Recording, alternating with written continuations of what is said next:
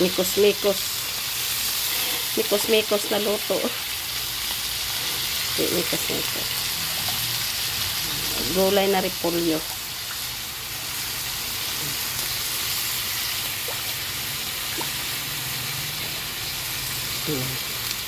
Marami na rin pala guys ang isang buo na repolyo. Pag ginulay mo, marami na din. Pwede na rin makakain ng mga 5 person na tao. 5 person kasya na.